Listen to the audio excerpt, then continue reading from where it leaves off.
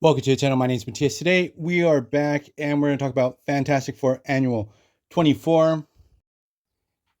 It is a tie-in into the Korvac Quest crossover. Now, I already covered the first part of this story where I explained that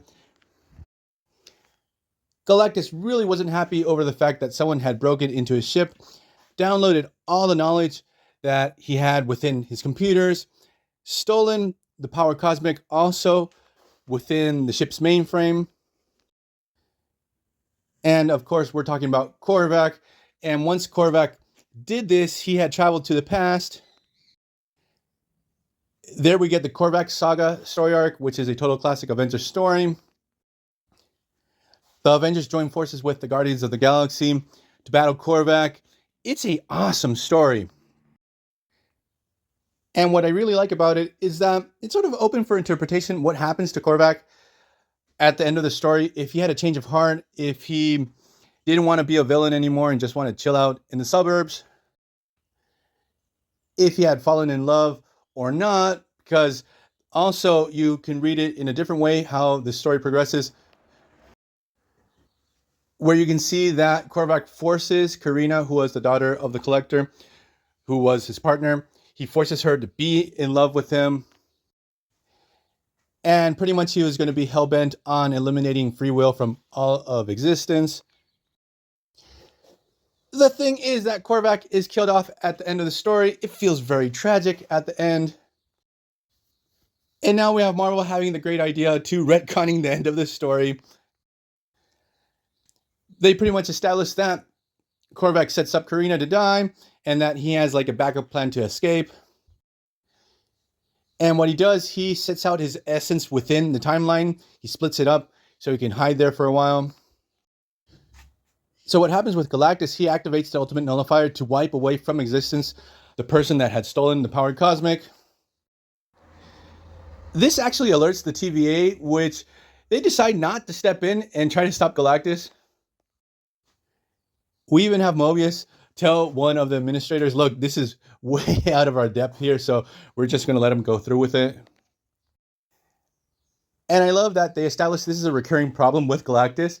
So let's get into the Fantastic Four story per se now.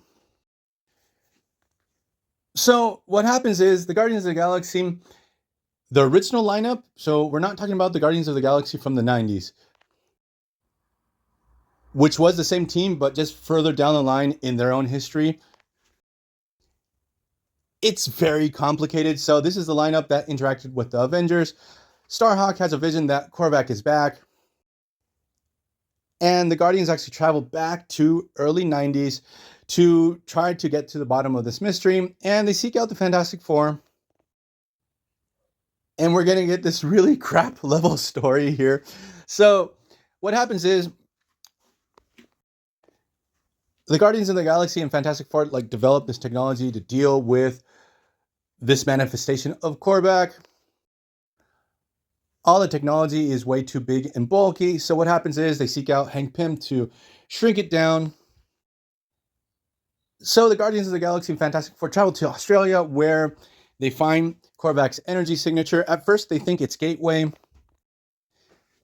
So the thing is that they are in the middle of nowhere. I guess it's possible they cross paths with Gateway. That's his thing. But then they see this lady walking around in the middle of the Australian outback on her own.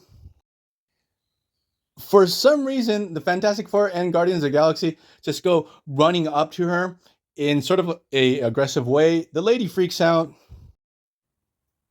She was probably like, I'm on this walkabout, and all of a sudden, all these crazy people suddenly approach me, and one has like this weird gun. She starts manifesting Korvac's powers, trying to defend herself. When all of a sudden she's possessed by Korvac's personality, they start battling. And just in case, if you didn't realize, this is really bad storytelling. I had to double check the writer is Al Milgram. Because what's going to happen next is just going to be next level what the fuck. So Mr. Fantastic realizes that they are being overpowered. So he had brought with him Doom's time machine, the time platform, and he tells Gateway, look, let's combine the powers of the platform and your teleportation skills. So we're going to do a time jump to Queens to stop Korvac from projecting his consciousness back when he was fighting the Avengers and the Guardians of the Galaxy in the original story. So then Mr. Fantastic sees the energy rays of the Ultimate Nullifier about to zap Korvac out of existence in that original story. So what he does, he uses Doom's time machine as a window, and the rays go to the future and they blast the lady that they were fighting in Australia. I'm not sure if that's how Doom's time machine works at all. It had me just laughing my ass off when I read it.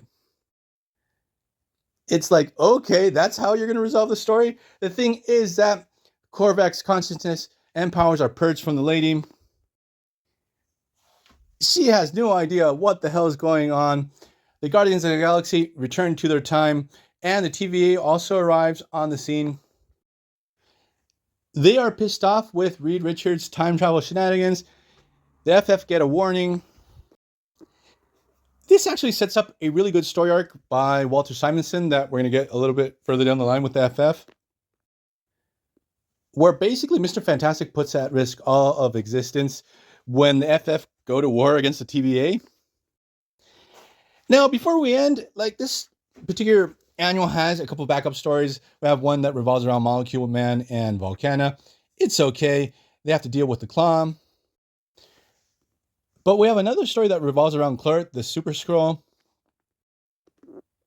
where basically Kl'rt is really pissed off that in a previous mission, he had to simulate that he had been defeated by Reptile, that weird dinosaur space pirate from the pages of the Silver Surfer series.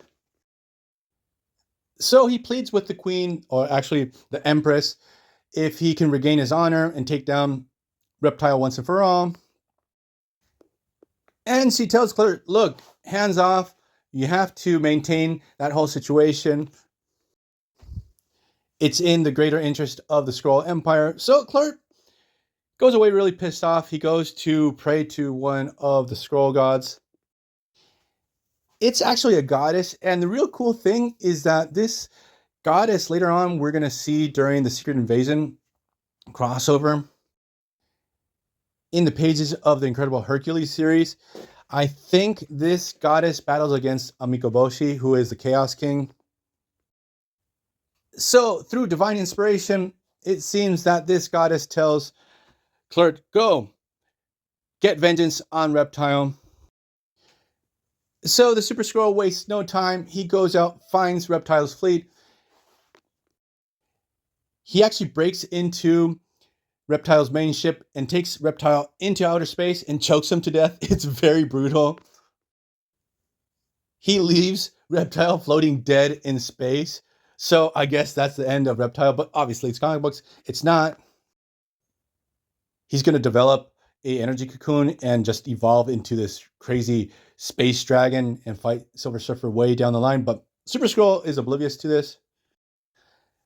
The thing is that when the Empress gets wind of what the Super Skrull did, she's really pissed off and actually strips Super Skrull of all his merits and ranks. He is completely disgraced in front of the Empire, and that's how this backup story, that there's not much to it, but I found it to be fun. That's how it ends. The thing is that we're going to leave this video here. I hope you guys liked it. See you guys next time. Bye.